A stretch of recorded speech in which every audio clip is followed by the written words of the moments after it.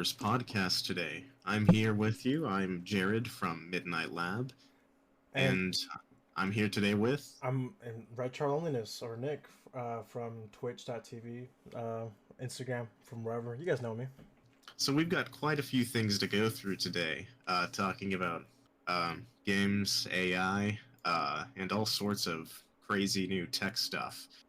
But first, I just want to do a little bit of an easy opener, kind of segue into it, since both of us here on the show we play games a lot and generally keep up with the industry as a whole. The Game Developers Choice Awards were held not too long ago, and they chose their Game of the Year along with several other nominations in other categories. This was the 23rd annual Game Developers Choice Awards.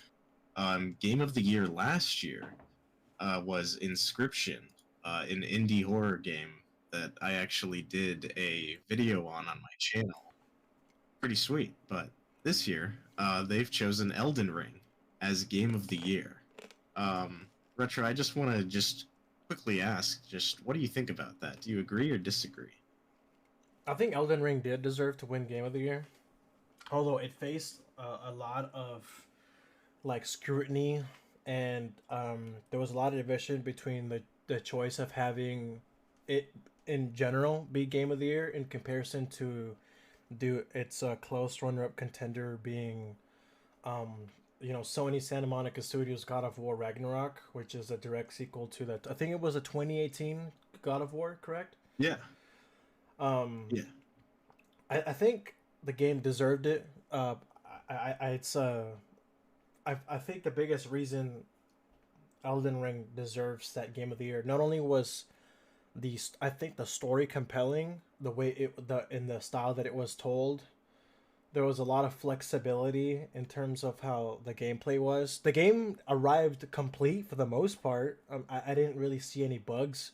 The launch was pretty good. I like the class system.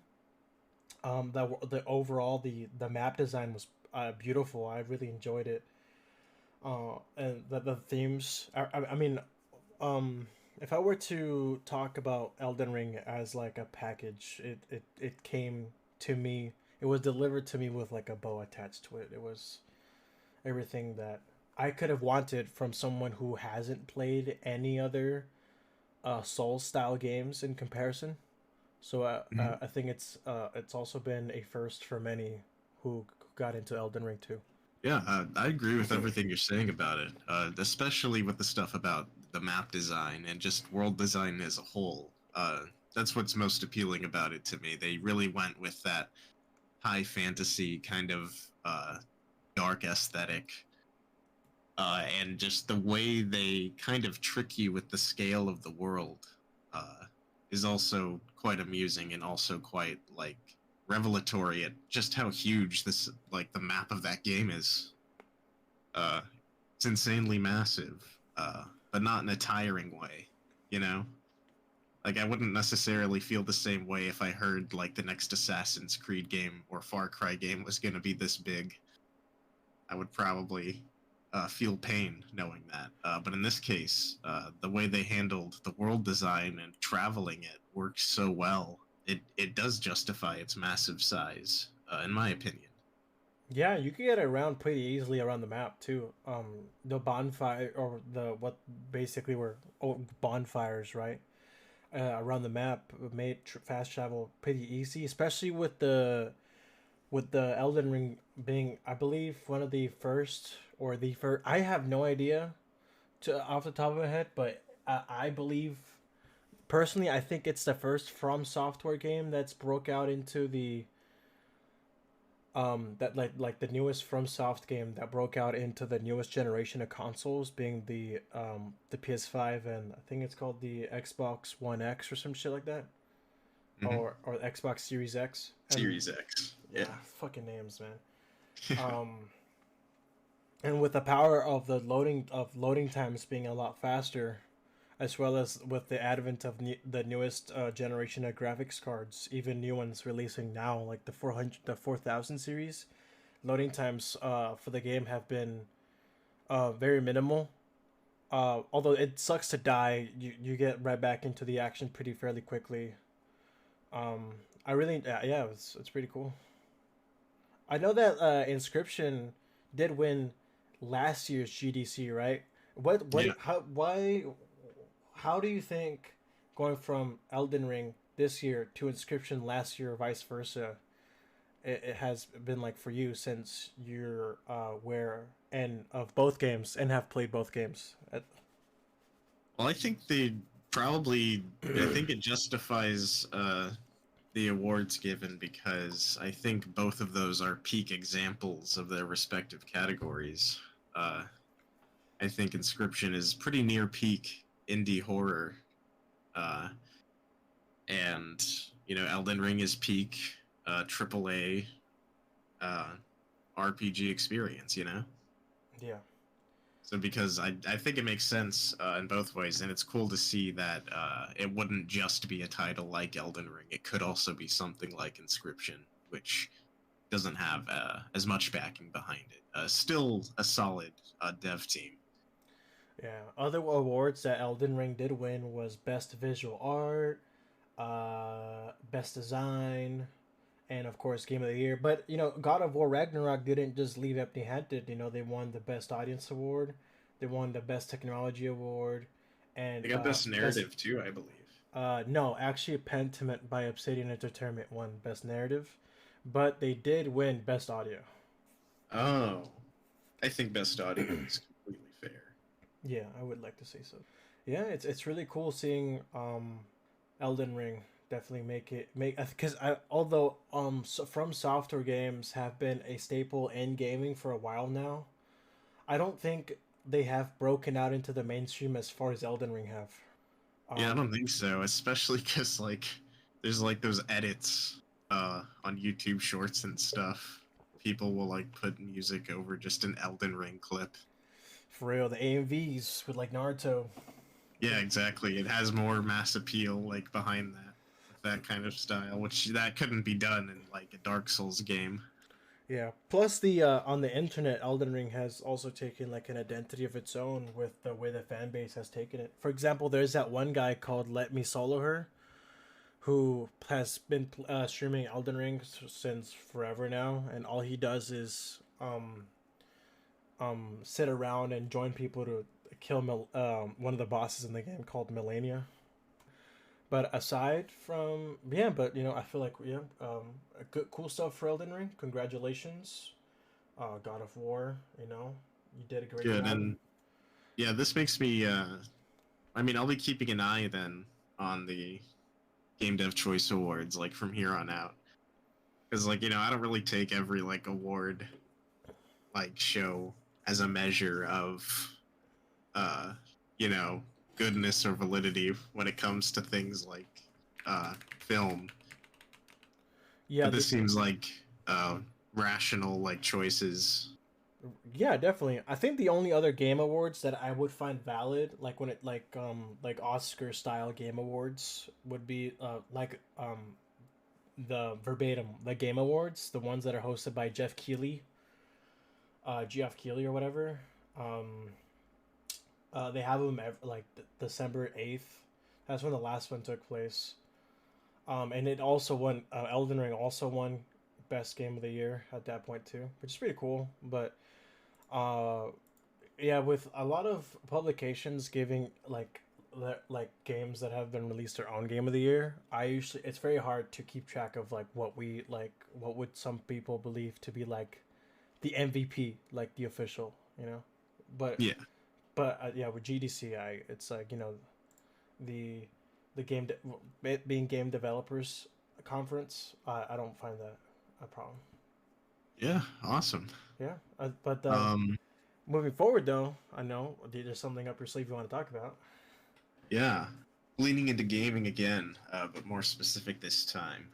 And I actually forgot to mention this to you a second ago when we were talking about a couple things that came up from planning to recording. But because the next topic is regarding an increase in pricing surrounding games, it seems relevant to note that they released footage of said game since then.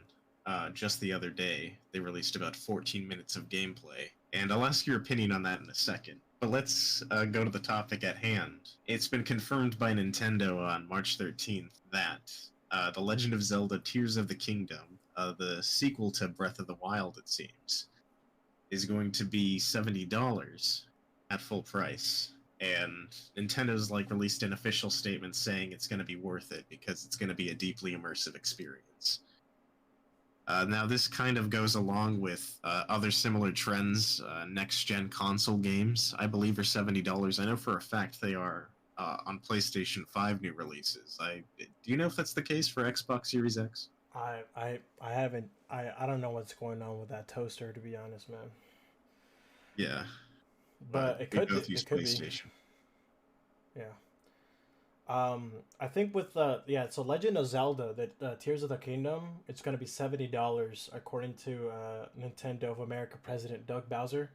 So in an article brought by GameSpot, it says that in a new interview, Nintendo of America President Doug Bowser explained that the sequel to 2017's Legend of Zelda: Breath of the Wild will justify the increase in price when fans discover "quote unquote" how immersive the game is. Right. So, essentially, Bowser said that we look at what the game has to offer, which he told the Associated Press, and then he says, and then he quoted, I quote, "I think fans will find this is an incredible, full, deeply immersive experience. The price point reflects the type of experience that fans can expect when it comes to playing this particular game. It's actually a fairly common pricing model, either here or in Europe or other parts of the world, where the pricing may vary depending on the game itself," which is cool and also a shame, because um, then it's basically saying that the games are gonna vary in between pricing. So it doesn't mean that all games like PlayStation, Xbox, or maybe PC game. I don't know. I actually don't know if PC is still 60 or 70. But talking off PlayStation experience, I don't all new releases have been $70, but with Nintendo it's gonna vary depending on the game itself, which to me just is just in the air, meaning that it's the bigger first party titles such as Mario, Zelda, um, It and seems most likely, Smash, yeah. and probably the newer Smash and Mario Kart games are gonna be like $70, whereas their smaller titles are gonna be 60. And yeah, that's probably going to be the new norm from here on out. Um, in my opinion, I think if this is going to be anything like Breath of the Wild, I mean, if it depends how you perceive it, as someone who buys and plays games. But if you want to be literal and translate it from content to value, yeah, like Breath of the Wild definitely had enough content to justify $60. So it's more than likely this is going to have enough content to justify 70. Uh, but it depends on the, quality of that content and what you think of that. Yeah, but I have a question though. Like, how would you compare the quality of content from a $70 Nintendo game versus that of a $70 PlayStation exclusive game? Um, I think it depends, just on what kind of games you like, honestly.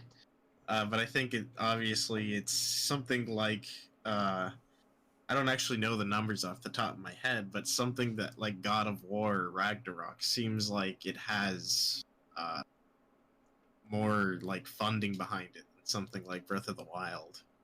But I don't really think that's the case. I don't think Santa Monica Studio is the same size as Nintendo. But in terms of scale, that's kind of how it feels. Uh, but Nintendo really, I think, emphasizes gameplay in all of their games. And I forgot to mention it a second ago, but yeah, they dropped 14 minutes of Tears of the Kingdom gameplay and revealed a new mechanic, a new power. I don't know what it's called, but it essentially functions like where you grab two objects in nature and you fuse them together. And you can do that with objects across the board in the game and create weapons and stuff. I saw that. Yeah. So you could take like branches, depending on how long they are, and turn them into spears. If you see big boulders and you have like a smaller branch, you could turn it into like a hammer, Yeah, and things like that. Because I know weapon degradation was kind of a, I don't know if that was an issue that or was a something. huge contention for me personally, and this kind of helps fix that. I hope. I mean, yeah. I mean, if I had like the master sword, and it was gonna break, and I probably wanted to save it for a boss, I'd probably just use like caveman style weaponry in the meantime. Yeah. One of like the top YouTube comments pointed out how it kind of functions like Gmod. Um, and it kind of looks like that with like the string of like light kind of just gravitating objects towards you and rotating them. But it's looking like it's gonna have a lot of flexibility uh, with the environment and exploring it, which was one of the big appeals of the first game. Uh, so yeah, it's probably gonna be worth the $70 price tag. Um, but I don't know if I would feel like that having playing it. I wish I could get it on sale, but Nintendo doesn't really do that too often. Um, I'll wait for input. I'll check out the in-depth reviews and such. Uh, but yeah, it pretty soon this isn't going to be a conversation starter. It's just going to be $70 across the board, the norm. I have to agree. Yeah, especially with the way Nintendo does things, such as like bundling packages with like older games, or sometimes just reselling older games without that are just on ROMs, right? They're not even remastered. And they're still pricing them like at like crazy prices, like $60. Yeah, they do strange things sometimes. Yeah. Like, do you know how much like the Super Mario Sunshine pack was? No, do you mean like the three Mario games combined? That one? Yeah. The 3D All Stars. I think that was 60. Could be 50. Let me check. I know they discontinued selling it. They did, yeah.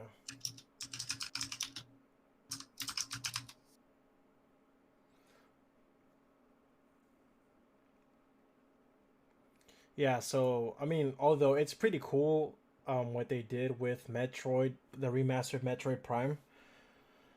They're releasing it at $40 without taxes here in California, which is pretty cool, I guess. Coming from one of their more popular titles. That's cool, and it has like enhancements added to They did, it. yeah. I get 3D All Stars has that too, but I'm seeing this old listing on GameStop. It looks like they did release it for $60. Yeah. So it's just kind of crazy to think about. Just, yeah, especially with like as you were saying, when it comes to pricing and having specials or sales, it's usually the third party titles that get discounted. Um, other you know, it's unexpected though to see Nintendo following Sony and Microsoft when it comes to first party $70 pricing. Um, so yeah, so Legend of Zelda: Tears of the Kingdom does launch on May 12th, and I don't know if pre-orders are closed already, but it'll cost you $70, right? Um, it'll be $130 for the collector's edition, and a new Link amiibo is gonna launch aside alongside the game itself with DLC in development, which is gonna be kind of cool. Oh, I I also saw in that gameplay video they're releasing a console exclusive like Tears of the Kingdom version, the OLED Switch, alongside the launch. Yeah, I don't know if I trade my Switch in. I'm not a Nintendo head. Um, Yeah, I'm not gonna be doing that. yeah, yeah, but I know what else? What else? I mean, yeah. my biggest problem with like looking at this game and calling it $70 is when you just look when someone who's been playing PC and PlayStation 5 games and PS4 games for so long, when you look at the graphic fidelity of the game, it looks so. It looks like this game would be on like the PS3 or like towards the end of the PS2 cycle. Yeah, I mean, at the end of the day, it's a Switch game. It's designed to run at 1080p. Like, you know, it's really the limitations of the console, which, kind of makes one wish like the OLED was a little more powerful, kind Yeah, of like a Switch Pro. yeah. Which, I mean, I Whenever wouldn't that be comes out. surprised if like a PS5 Pro was announced soon. I would probably like to see that, like probably at the next state of play, whenever that happens. That Um, may honestly be a thing soon. yeah. But moving forward, aside from Nintendo announcing, Legend of Zelda pricing, also at GDC, Epic had an onslaught of new developments and some that are actually very interesting. So, what is it? Epic released Creative 2.0, or what people would call, or what the official title of it is, the Unreal Editor for Fortnite, um, which is called Fortnite Creative 2.0, and essentially has been this tease thing that has been in the works now for so long, which is a free application available now on at the Epic Game Store. With the newest Fortnite season updating its graphics to the newest Unreal Engine. Uh, Several of the engines, according to GameSpot, several of the engine's most touted features are lumen lighting technology, which was introduced, in Chapter 4 last December, and what is it called? The Unreal Editor for Fortnite has been whispered for months, such as Creative 2.0, right? Um, you can develop, design, and publish your own custom experiences directly into Fortnite Creative. So it's essentially turning into a direct competitor to things like Roblox, where they essentially are tailored to be, or Meta, which are essentially tailored to be like hangout spaces rather than just a place where you could just, you know, where we're dropping, boys.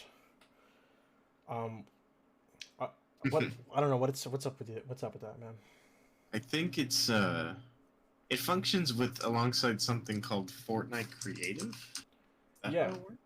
yeah, it does. It's an entirely new engine that is designed to be used to create new maps or story or modes or just things in general like Roblox. I see. I saw like gameplay footage of like someone who recreated Modern Warfare 2 Rust. Yeah, that's what it Uh, looks like. It's actually a real official Fortnite experience called which include Deserted, Domination, Forest Guardian, and the Space Inside, which are all ways that the Unreal Editor for Fortnite is going to be used dynamically. So what you saw, which looked like Rust on Modern Warfare, was essentially a way to Epic was showing off the capabilities of what could be done with the engine. yeah, it looks pretty out of this world, honestly. It's like I saw a screenshot of it at first, and someone was saying like Fortnite 2 was the caption, and I was like, that's a meme. That's that doesn't even look like remotely the same game. And to my surprise, yeah, that was legitimately a screen grab from Fortnite Creative 2.0. So I wonder how this is gonna play out, and I wonder if it's gonna affect like the base Fortnite at some point. Yeah. So essentially, the Unreal Editor for Fortnite, at GD when it was unveiled at GDC, uses a new programming language called Verse. So essentially, uh, players will need to get acquainted with Verse, uh, and to see, cause I don't know, man. It's I've never personally designed my own creative experiences on Fortnite because I know Creative 1.0 is still available now, and has launched and is still being kept alongside the launch of Fortnite 2.0, That's cool. Creative 2.0. But it's gonna be cool. Alongside what people would call Creative 2.0, their Fortnite is releasing something called the Fab Marketplace. So once again, according to GameSpot, um, Epic has announced it is building a quote unquote unified 3D marketplace called the Fab Marketplace. A singular storefront in which a singular storefront.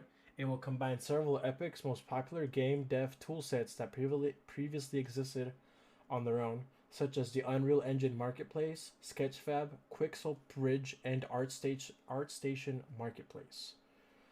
So by having these available, these tools are going to be used as a plugin one-stop shop where players can quickly find prefabricated assets, artwork, and more, just as they may have before. But instead of it being scattered everywhere, it'll be in one place. It'll be cool to find, because it definitely will make asset, because I know there's asset creation which takes forever. So seeing assets already available to be used will make the creation of new experiences on Fortnite a lot easier and faster. Yeah, Um, and that's just like the tip of the iceberg of stuff that was unveiled. True. What do you know about how they're gonna revolutionize the money side of things? The money side of things. Yeah, such a, Um, such as creator economy, 2.0. I don't know much about that. Um, Well, essentially, with the release of Creative 2.0, the way that Epic is also remodeling how the Fortnite creators are gonna be earning money for their work. The way it worked before was that players would have to manually input a creator code whenever people went to the item shop to buy the seasonal battle pass skins or other things such as emotes. And usually these creator codes were allocated by Epic to creators such as streamers, certain players, and content creators. And the only really helped creators if people remembered to manually enter the code.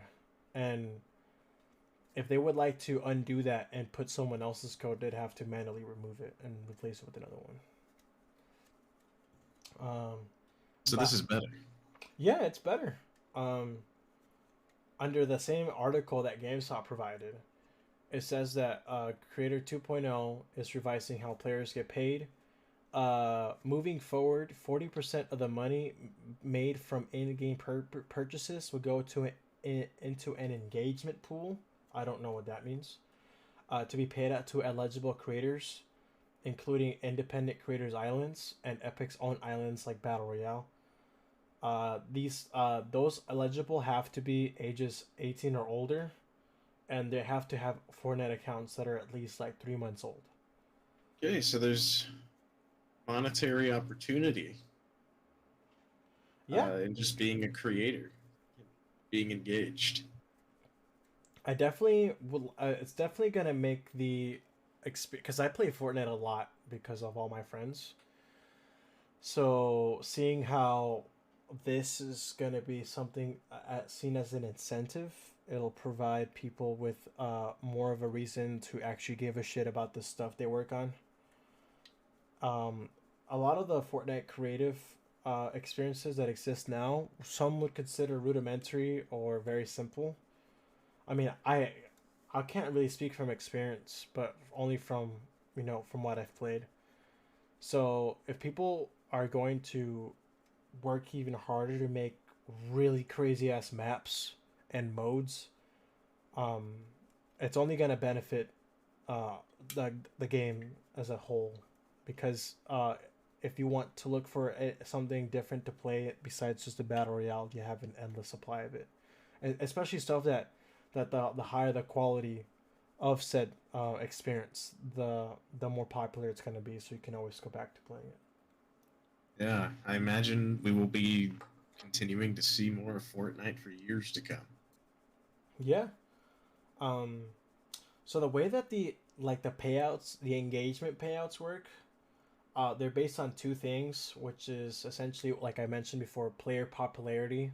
So the way, like how much these experiences or islands or whatever you want to fucking call them, missions, levels, are gonna attract new players, and they're gonna and how long players are gonna like stick around with the second metric, which is gonna be player retention. Like how on a day to day, week to week basis, how much people are gonna want to come back and play this experience. So it's gonna be pretty cool. And these and there are already a couple samples by Epic themselves to see how crazy one could take these experiences. As mentioned before, there's Deserted, Domination, Forest Guardian, and Deep Inside. Although Deserted Domination is a PvP mode, while the other two are single player modes. I see. Yeah, so it's gonna be pretty cool seeing how Fortnite moving forward is gonna like, because it's still to this day a very popular game. It is Epic's cash cow still. But with Creative 2.0 taking over and the overhaul of the whole system, the monetary system, it's stepping up to be a big contender to rival the likes of uh another giant in the internet space, Roblox, or up and coming ones created by other corporations like Meta. It's definitely a giant for sure. Yeah, I mean, this is a lot of things that they unveiled for Fortnite specifically. Is there anything that you'd like to add on to that, or opinions or anything? Um, I mean, overall, I haven't seen anything ultimately negative stem from Fortnite, uh, other than I mean, it seems to be an infinite money generator. Um, so I guess it really just depends on who's holding it. But it seems to provide a lot of fun and entertainment for a lot of people, and it has a lot of clear like appeal. So I think it getting all this attention and expanse, I think is just going to be a good thing for the industry. Definitely, yeah. But it is gonna, I think, be hard to compete with. True, true, yeah. And what was the first time you played Fortnite? What was the first season you played it, or like what year did you start Oh playing man, Fortnite? it was when it first came out, when it was like right when it was still like a survival shooter game or something like that. When it was, I forget what it was before, but it definitely wasn't just the battle royale. Battle royale was in beta, and played less and less over time. Probably I played consistently until about season 4. Okay. And to see Fortnite in 2023, how has it changed for you? It's definitely not the same game, but it's still carrying its success. So at least they're innovating. That's something positive that can be said across the board, no matter what they do with it. They're continuously adding and changing things to the game, and they aren't really afraid to do it. It's good to see something like that compared to something like League of Legends, which has been around longer but has less maps, less game modes, stuff like that. Yeah, very true. And then not only did Epic unveil, things on the Fortnite side. I know you were kind of amazed by it, what they're doing with MetaHuman. Yes, they unveiled some sort of tool. Essentially, it's a way that can capture just any recording of facial movements, someone talking, someone just explaining something into the camera, and it can be translated into animation on the fly almost. It takes some time to generate, but essentially they showcased an example with their new MetaHuman animator tool of them capturing performance and then just hitting a button and watching it become a variety of different characters, all making the same realistic facial expressions. So the company first launched MetaHuman back in 2021, which is what they used to animate all the facial animations for Senua for Hellblade 2, which is the sequel to the first Hellblade, which is pretty cool. Oh no, for the Oh, upcoming Hellblade 2 game coming out called Senua's Saga Hellblade 2, which is going to be very cool to see work. But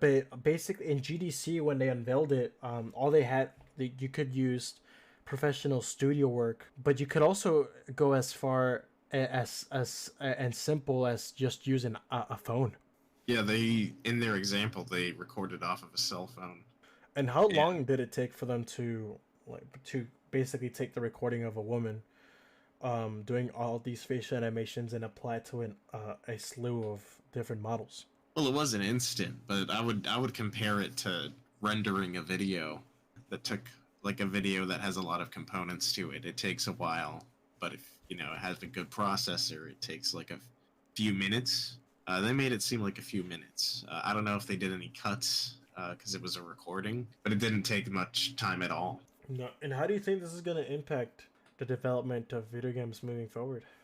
I think a lot of people and developers having access to stuff like this is going to lead to some craziness.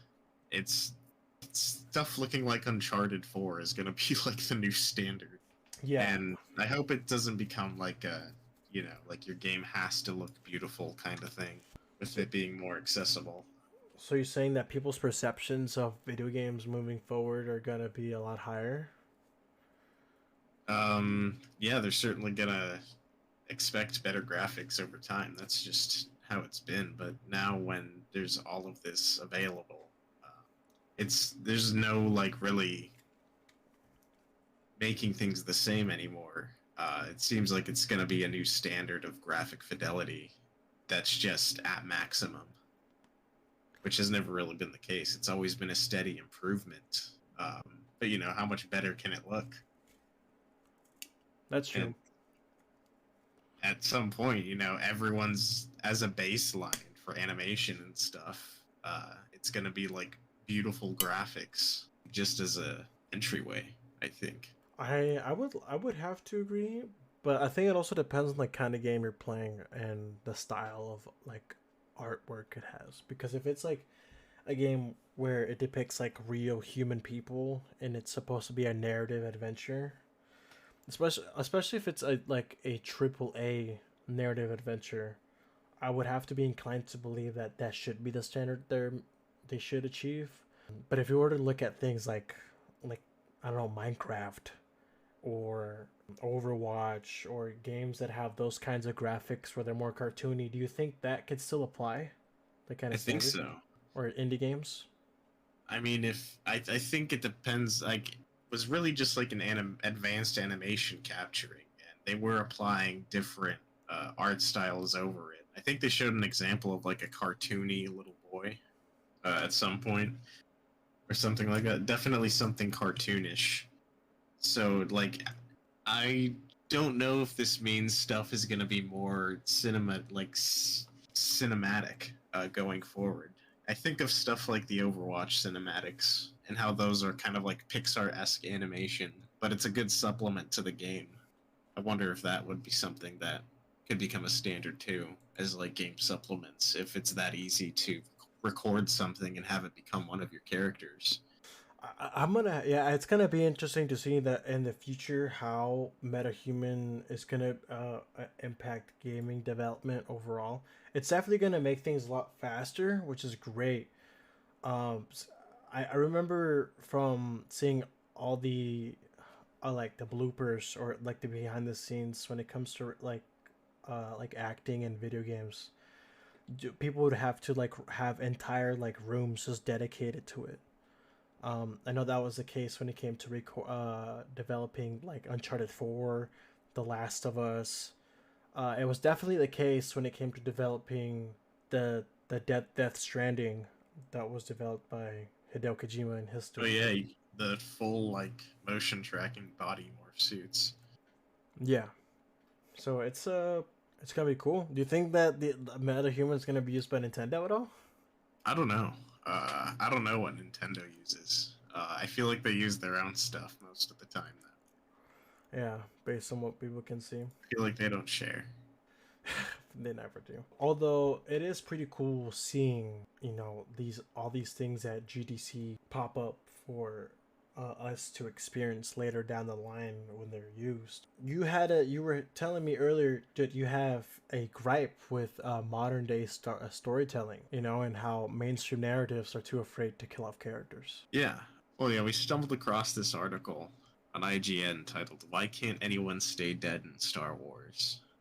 and essentially calling attention to how some characters will finish their arcs entirely, maybe even die, and then return in some way, either as a spirit or literally.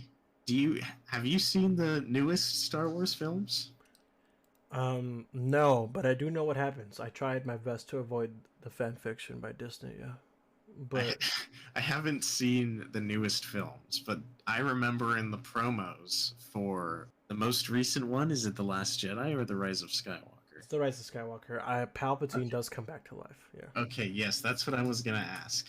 Spoilers, guys. Could you explain to me how Palpatine comes back? And I don't know anything about this, so this is news to me. So apparently they cloned his body or some shit, or apparently when Darth Vader like threw him off the at the side of like the hatch or the balcony or whatever, they fished his body or something. He's just I don't know the details, and I'd rather not know because I hate the blatantly hate the new trilogy. But I do know that it's just they don't let they it basically made Darth Vader sacrifice of killing Palpatine pointless by doing so. Yeah, I think there seemed to be a lot of moments that indicated there wasn't much thematic consistency given to the earlier character moments. This article also has a heading that states the Clone Wars set a precedent by bringing Darth Maul back from his dramatic end in The Phantom Menace. Have you seen the Clone Wars? I have seen the if you're talking about like the Cartoon Network like 3D Yeah, action, yeah, I have seen it, yeah. They did bring him back like a couple times. I feel like that's something people really enjoyed about it. Kenobi. Ah. That was this whole thing. Yeah, But yeah, I guess if that did if that was seen as a success, that would indicate it to be something repeated in the series. But yeah, it is kind of annoying to not only have new characters but also have old characters return in strange ways. But I don't know. I could be pessimistic about this, but I think it kind of could bleed into the general appeal to nostalgia that mainstream films have been leaning more into recently. I think of Disney's remakes of live action remakes of old animated films, and what other purpose would that be? Changing the entire format of a film and re-releasing it under the guise of new, quote unquote, because the graphics are better. Which I wonder if people are going to start feeling that same way about the games industry with those better graphics we were just talking about being more accessible. It's a trope that it's not just Star Wars, but yeah, I do feel like the idea of bringing characters back, not really letting them die, could either be out of fear for an audience response in a story, or like I just said, kind of like nostalgia baity, retreading old ground. It could indicate a lot of things about the writing process, I feel like, when you do that over and over again. has this been the case when it comes to storytelling in movies and pop culture for a while now, or has this been more of a recent kind of development? I think so. I mean, I would say almost every superhero flick. I don't want to just single out Marvel here, but like just the general superhero film and like idea usually has characters threatened with death most of the time and will never follow through. For the quote unquote like happy tone, gotta have the happy ending, which is fine. But I think if it's thematically like foreshadowed in the story and like an element of what the story is saying, and it's showing that death could be a consequence, and then it never happens. You know, that's what the part that gets on my nerves. An example when I brought this up the first time, I think, is Uncharted 3, where they consistently foreshadow the character Sully's death.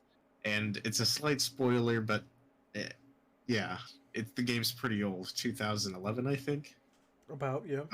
Essentially, Nathan Drake is told he needs to maybe not once again get in over his head over this treasure and should probably pull back before someone he cares about gets hurt. And in this particular instance, his bond with Sully is strengthened because it shows when they first met, when he was younger. You play through that segment. And at the end of the game, he gets shot and killed when you get to the hidden city. And it completely follows through with what was set up earlier and a consequence of them continuing to go after the treasure. But afterwards, it just turns out to be a hallucinogenic sequence based on like the magic water from the city. So that didn't actually happen. He just imagined it. But that seems like you would agree that that's like a common trope, right? When it comes to being appealing, I feel like. I think, yeah. I think when it comes to preserving the status quo of the story, definitely keeping characters alive for the sake of them being alive is a real thing. Although, if I were to go when it comes to movies, the most notable exception to that rule would probably be Lord of the Rings. Although it was a story that was written by J.R.R. Tolkien post World War One. It. I think a lot of the characters that did die in the story and in the original trilogy by Peter Jackson did stay dead. In the Fellowship of the Ring, Boromir dies and he doesn't come back. Fuck. That's the only notable death I know of. But I know that like during that invasion of that fortress in the two towers, the main characters, the side characters that were involved also did die. Like one of the elf captains. Oh yeah, and there were a lot of sacrifices in the storyline of the trilogy that were like integral to a lot of successes. You did Whereas, mention. like, I think of something like Marvel, where there's like two major sacrifices in the whole saga. Yeah, who died in like when Thanos was still around? Who died? Like off the top of my head, I just.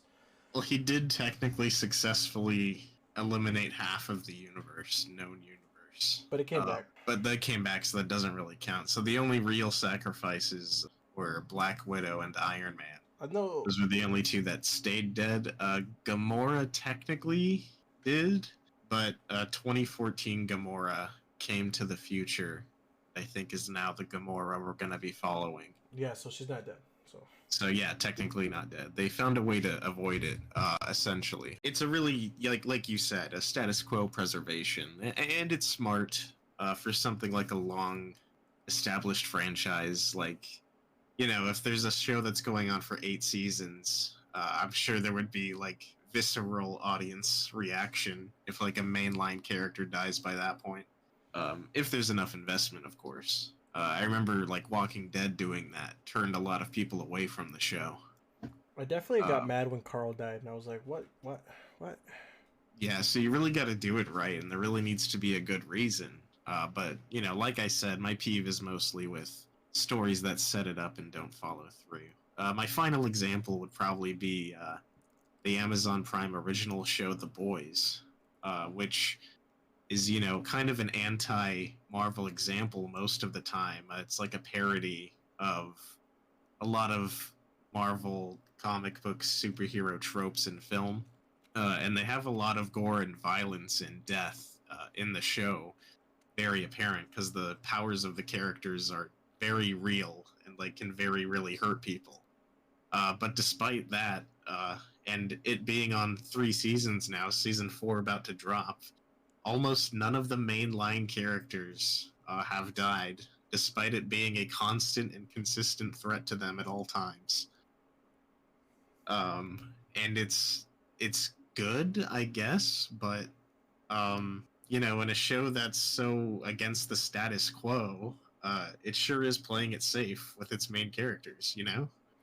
So by your main characters, you're saying like Homelander, that scrawny white dude, and Yeah, that what's his face that played Judge Dredd.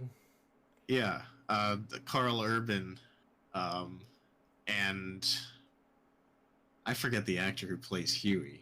And Homelander. Those three are like the lead characters. Like the show wouldn't really work without those three. But everyone surrounding them, too, even those with not even that high stakes, seem to keep finding ways out of their situations, no matter how bad it is. In last season, they seemed to have killed off a lead character, but he's been confirmed to have been recast in the fourth season. So, Wait, they're uh, recasting him? What is? Well, I don't understand. well, I think I might have used the term wrong. I mean, the character's returning for sure. The actor has returned to continue shooting for season four, Oh, uh, okay. which likely indicates the character's return. That's very weird. Didn't I know a couple characters that died during the progress as the show progressed? All A right. lot of civilians and background characters will die, uh, but it seems almost like they kind of use that as a way to avoid any of that actually happening to the main characters. Almost. At least that's what it's starting to seem like. With it having been, done with 3 seasons now, it's 30 episodes at least. Um, but yeah, it's just, it seems it's even a trope in things that, you know, are trying not to be tropey. Do you think that's just like something that's bound to happen in shows that have been going around for so long? Yeah, it could be. Like I said, it could also just be like a fear of audience response kind of thing. Um, but at some point, I think they just got to pull the trigger. When it comes to the amount of times they've set up danger, the amount of times they've foreshadowed death as a consequence. I'm not. Let me reiterate. I'm not saying every story needs to have the characters dying. But yeah, that's just something I wanted to rant on for a little bit, since it seems to be prevalent in a lot of mainstream franchises. Hey, it's not a problem. It's not a problem at all. Hearing that. I mean, in Star Wars, Boba Fett came back, right? He was killed off in the original trilogy, supposedly. You That's know, true, yeah, and he brought him back so he could have his own spin-off series. so that's just one thing. What's just another detail to add. And then, moving forward, from that, Ubisoft at GDC unveiled some things that left you unsavory, with some unsavory thoughts, right? Such as using AI to write dialogue. Yeah, a lot of stuff unveiled at GDC. Um, but essentially, Ubisoft also revealed a tool of their own that they're developing that's essentially functioning as a ghostwriter. It is a writer AI tool, and essentially their purposes for it, and this is from PC Magazine. They say the ghostwriter will allow for script writers to have more time to be creative and focus on other areas, such as the main plot progression of the game or the detailed dialogue required for longer conversations held between characters and cutscenes. So the idea is this AI tool will help write for things like side quests, I'm assuming, or collectathon quests, or maybe even notes you find that pertain to the world. There's really no telling like how far this could go and to what extent. But what do you think about this? I think that it could be beneficial in that way, but also this could easily lead into being used maybe in areas that should have more human knowledge intervention and less robotic answers when it comes to on-mainline content. Maybe it shouldn't go this far. What do you think? When it comes to AI and the way that they're using it with Ghostwriter, the new program or the new AI that's being used by Ubisoft. I think it's cool. If I were to bring up positives, I'd say it's cool for the fact that they could use this as a way to like cut like some corners and make like writing like throwaway dialogue for people that you're walking past a lot faster, because you don't, instead of having to sit down and write like thousands of one liners for like a couple like weeks straight, you could just have the AI do it for you. And it'd be a lot easier to create the stupid little fetch quests for people. You know, maybe create fetch quests indefinitely, which would suck 100 percenters who like to 100% Yeah. games, but but at the same time, it really opens the door to a lot of a lot of other things that I, could easily disrupt the jobs of others. and I guess that is true. It would lead to more time being focused on more main content. But I wonder why the content isn't connected in that way. Like, wouldn't working on side quests, like writing,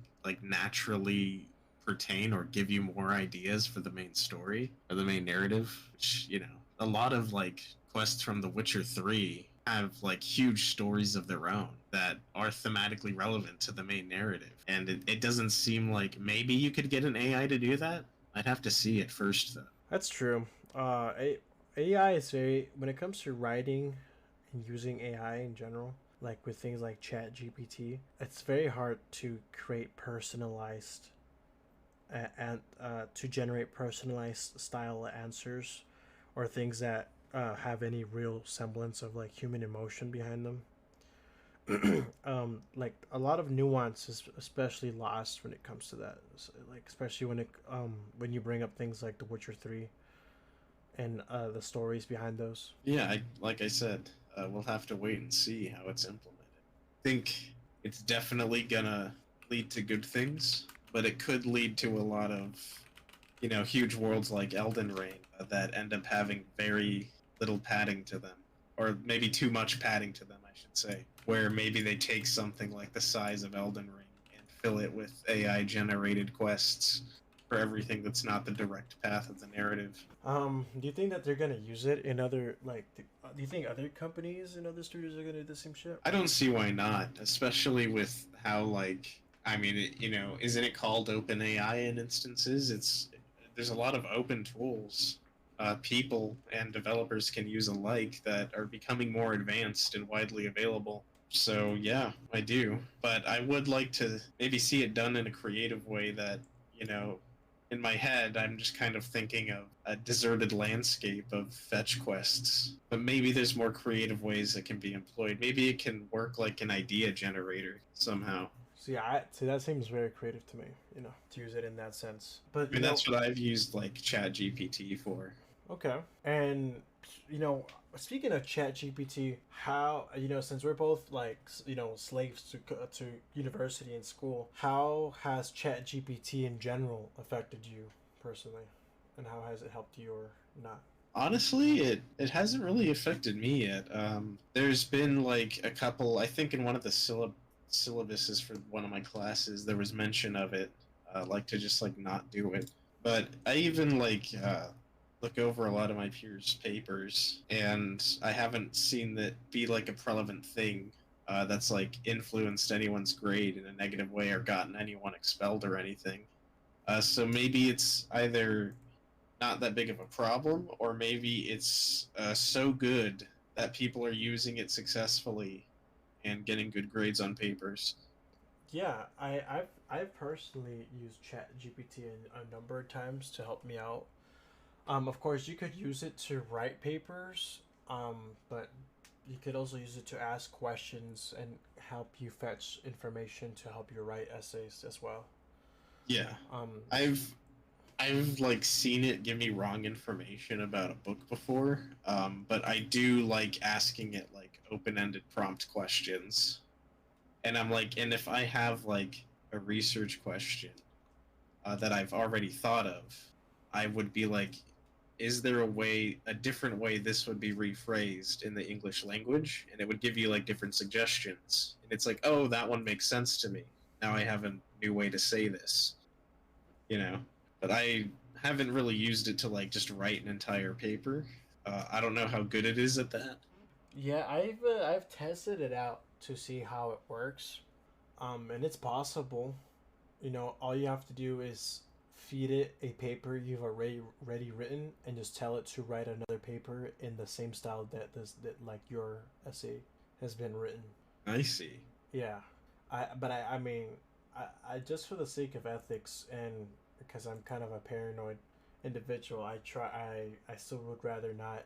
I still don't use that myself to turn in papers that are open, you know, using ChatGPT. But it's definitely let me take has given me a lot of concerns in seeing how like AIs or quote unquote open AIs such as ChatGPT existing are probably gonna make a lot of people's lives easier and harder at the same time.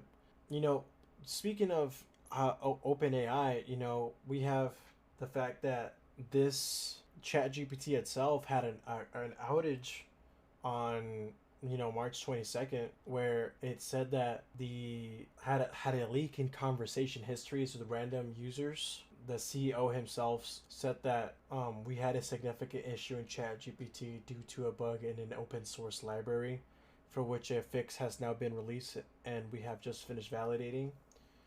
Um, so there and what PC Mag is saying is that ChatGPT archives and displays past conversations and gives people a running record of their text inputs with the program. But on that day, people noticed that the chat history function was showing unfamiliar past conversations from other people. The CEO said that the data exposure was real, and without elaborating, he said that what is it? Sam Altman, the CEO, said that he blamed the problem on a software bug in an unnamed open source library or whatever that means. So that's pretty crazy that that all happened because of a bug. But I guess so. It's not. It is definitely a data leak. But I guess it would only really be a privacy leak if they gave inputted private information into their questions, right? Yeah, Which I bet a lot of people did do. very true. And how do you think this could possibly get worse in the future? I mean, I think this doesn't need to. I mean, it's. I don't know what exactly caused it, but I just know software itself will have bugs inevitably.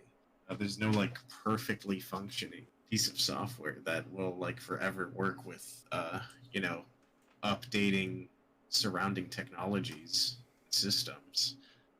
So it feels like something like this could happen a lot, and we see data breaches all the time of people just stealing data and such. Just even if you're a customer of a phone company or a car company or something like that, even there's just a constant stream of data that's being like sucked out from us, uh, and it's just something to be aware of. I think, but I worry if AI is tied into more maybe in a machine aspect or in like a serving aspect in the service industry. Maybe if AI is used to physically interact with us, I worry if a bug like this could eventually lead to someone getting hurt somehow.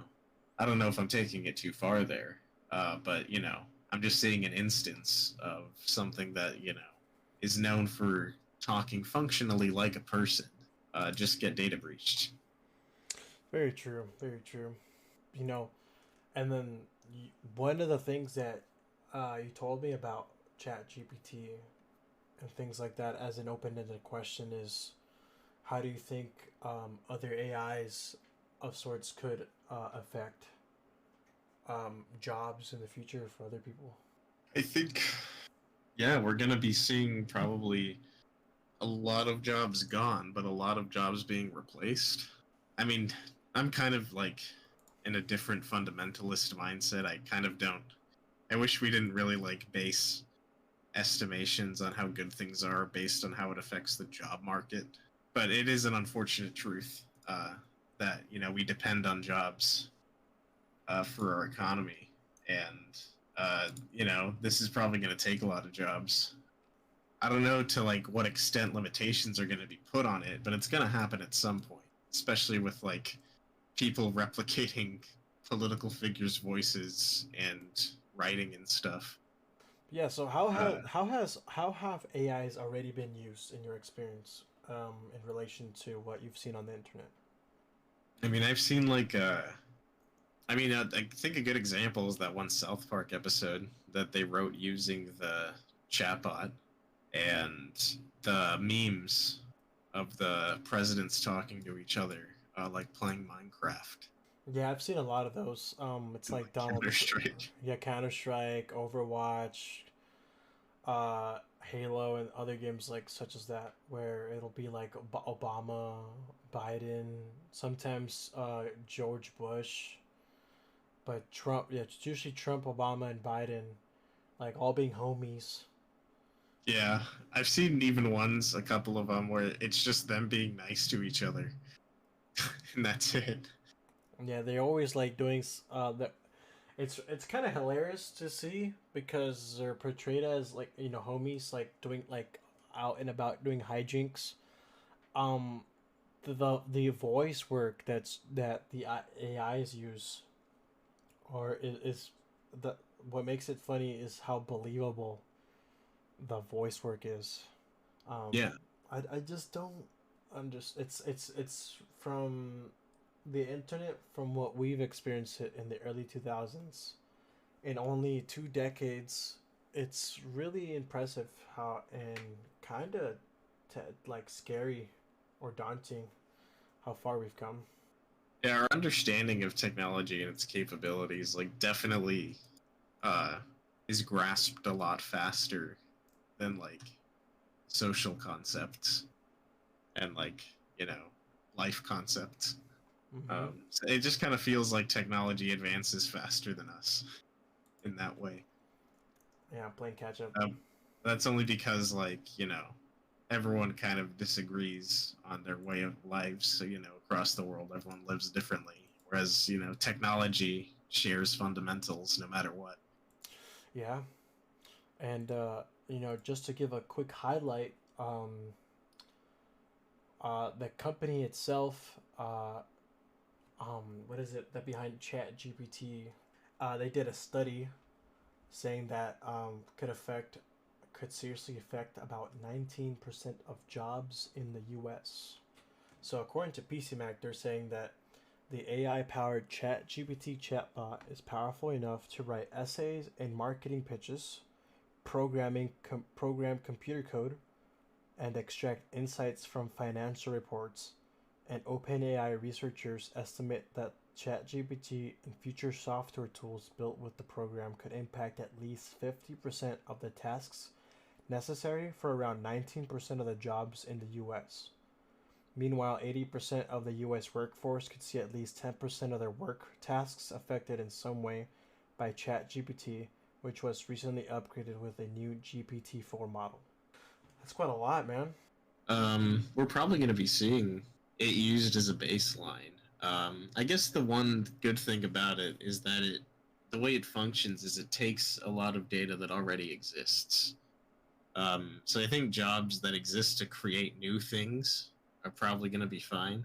But if there's jobs where that exist to like cycle data or create very basic pitches, like it's stating, yeah, that's something that someone could probably just turn to AI to. But hopefully you see it both ways, and it could hopefully create new jobs somehow. At the as the article pushed forward, they called Chat GPT large language models, or LLMs, and they said that they and I quote, "We discovered that roles heavily reliant on science and critical thinking skills show a negative correlation with exposure, which is a good thing, while programming and writing skills are positively associated with large language model exposure." OpenAI researchers cataloged which professions could see the most disruption using various measurement rubrics. The most affected professions included interpreters, translators, poets, lyricists, and creative writers. Among public relations specialists, writers and authors, mathematicians, tax preparers, blockchain engineers, accountants and editors, and journalism. It's quite a lot, man. I And certainly hope it wouldn't affect journalism.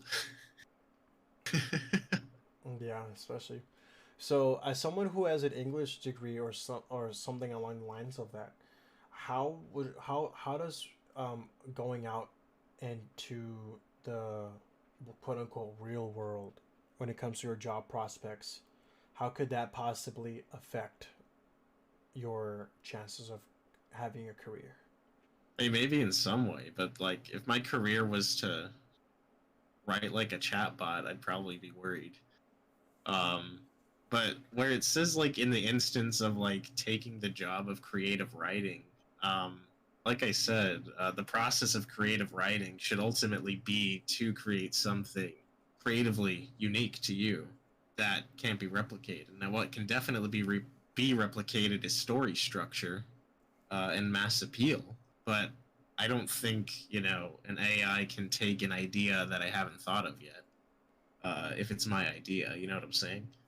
Yeah, of course. Um, and if it comes to jobs, I mean, uh, I don't really know. Like I said, I hope it doesn't like replace journalism in any way. When it comes to feeding us factual information, I hope they don't just use a model to deliver it, and rather would go through the process of interpreting it and explaining it in an understandable way to people. I know that Um, you also you currently have a side gig, or you're doing something along the lines of voice work, reading books. Don't you believe that's also going to be impacted by chat GPT or things similar to that, OpenAI? well, impacted how? Just like how one could feed an AI lines for a president to then repeat back, so such as like the memes that you've been seeing. Don't you think that one could do the same by feeding it like an entire book for it to read in the voice of someone else? It's probably possible. I doubt it would be able to capture every emotional beat that gets delivered. It could probably do like I know it has them raise their voices and lower them a lot, but I'm pretty confident it's not advanced enough to accurately reflect, vocal beats that make it an entertaining and engaging experience. Though if the idea is to just listen to the words, then yeah, but that's never really what it's been about in the first place. You can already do that in like many text to speech websites. You could just technically highlight the book you have and paste it, and it'll read it to you. Very true. So I guess it depends on how well over time it can replicate emotion, which I mean they can do that in animation pretty well, but I don't really know how that would translate into all the different voices people have, other than copying their exact voices which already exist. Which I mean, in that case, you would be like, "That's my voice." Don't do that. I know that one thing I was thinking is if how it would impact for people that do voiceover work for it comes to reading books, how it would make it harder for people to venture into that as a career, but for someone that's been in the industry for so long, one could just loan out their voice, so instead of having instead you would have your voice be patented for you to use or for you to sell or rent out or whatever. I don't know. It seems like such a interesting route that industries are using AI for. That's definitely a possible avenue. But yeah, I don't like. I feel like some stuff like this, when it crops up, people want to put a cap on it too. But I don't know. It depends on how well it helps with production. With if any legislator's going to want to put any limitation on it. I know a lot of people in the tech industry, such as Elon Musk, are already saying that the prevalent use of ChatGPT is dangerous. Yeah, definitely. I mean, but yeah, I mean, essentially, right now, it's like a very advanced, very quick information grabbing engine that recognizes patterns and can feed back to you typically correct information. So, like I said, with my Chat GPT, it was telling me book stuff that was just wrong, and I would have to ask it to clarify a few times over, and it would keep fetching information. So it seems like a lot of information you have to feed it first for it to become more accurate. It kind of needs to learn in that sense. That's very true. Um, it, I know that the as PC Mag that the PC Mag article goes on, it says that the paper also breaks down that Chat GPT is impacted, by industries, right? And sectors including data processing, hosting, publishing industries, and security commodity contracts saw the most potential exposure to disruption by things such as Chat GPT. But for my blue collar folks out there, in contrast, industries such as known for manual labor, such as in the food industry or food services, forestry and logging, social assistance, and food manufacturing, saw the least potential impact in ChatGPT when it comes to large language models such as ChatGPT or any other open AIs, which makes sense. It's something to, I don't know. What do you think about that? I mean, it's an advancement in technology. It's gonna keep going. I don't really think, like I said, I think the mindset of like end of some jobs means the end of the world is like really the case. But it is something to look out for in terms of we should look at in what ways we're replacing people and for what reasons. I imagine it's mostly just gonna be in a productivity sense. So I guess productivity may be impacted, but there's good things about it. Yeah, that's true. Lastly, the one thing I wanted to say from PC Mag is from the article is, in addition, the study only looked at whether ChatGPT could reduce the amount of time needed to complete various tasks by a profession. It doesn't mean that ChatGPT is necessarily smart enough to fully automate certain jobs. So, currently at the time, ChatGPT and other large language models aren't really ready, or are they're so too rudimentary, too simple, too dumb, to voice crack, to like really automate jobs. But it'll be an interesting thing to see develop as chat, because currently in chat GPT is currently chat GPT 4, so there's already been three instant other models before it, and current at its current state, it's very to me it's like fucking NASA. It's crazy. It's such a a pool of knowledge one could draw from by just asking it like really stupid questions or really important questions that could help you with your job or career. As we talked about before, it's something that we've personally used before in our academic endeavors, but it'll be interesting to see how things, because I'm as an English major myself, um it looking at jobs, it's gonna in the future, like let's just say 8 to 10 years from now, it's gonna I believe it's gonna be a very different landscape with AIs like this existing, and among others, of course. Absolutely. That's also the case where, do you think that we as people might get too reliant on AIs like this? Perhaps. Do you think?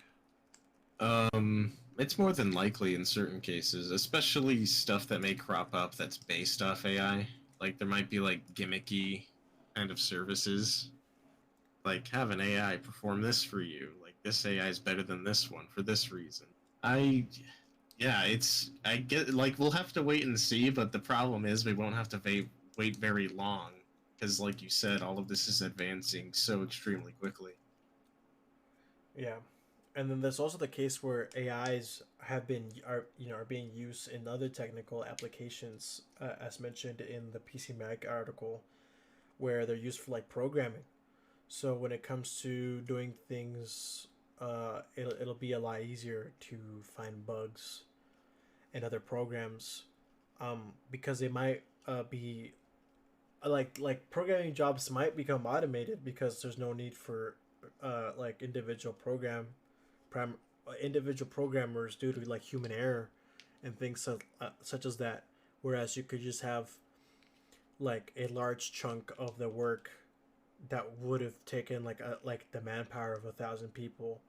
It could just take like a few instances of the same AI doing separate tasks to complete like a video game, for example. I think it's I don't know. It's I'm always like, what do you think are like the worst case scenarios when it comes to the AI stuff?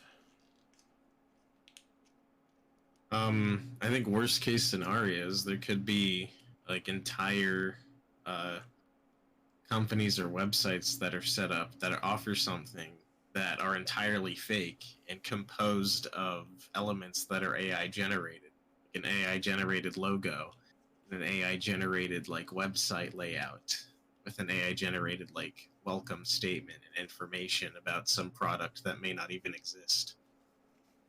Uh, Essentially, I guess I wouldn't really be concerned about entering a marketplace with how people can adapt with technology unless we see a sharp downturn in jobs afterwards.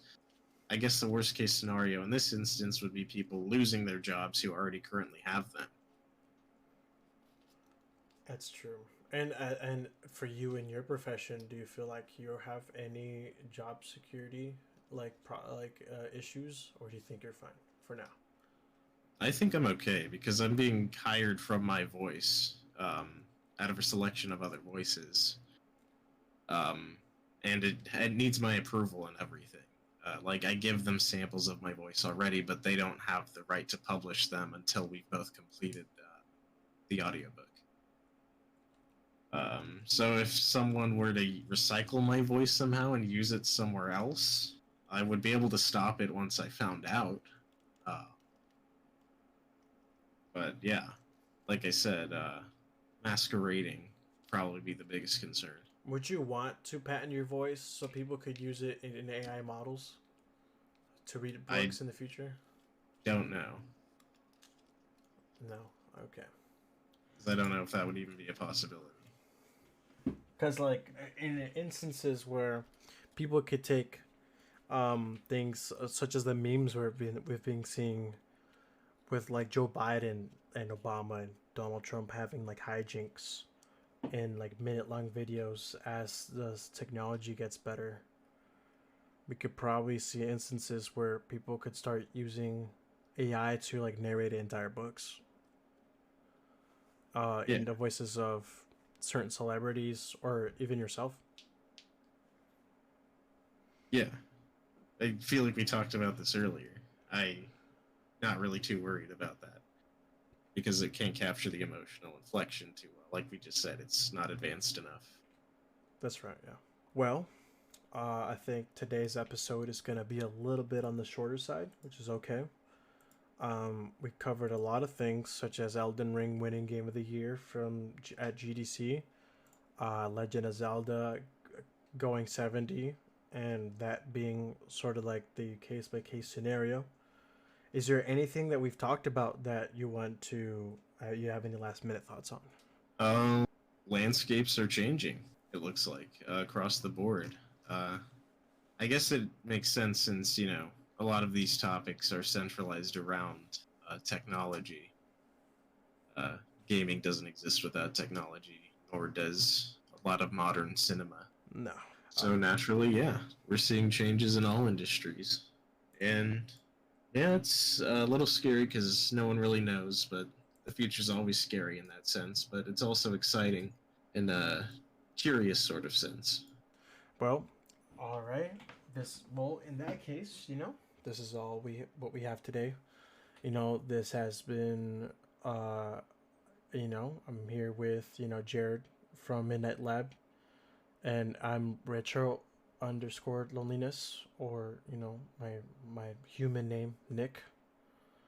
And we're looking forward to hope you guys are looking forward to this new episode. It's been shorter, so you guys might enjoy it a bit more. Yeah, this has been the Wonders Podcast. Hope you guys have a good one. Absolutely. Bye. Have a good one.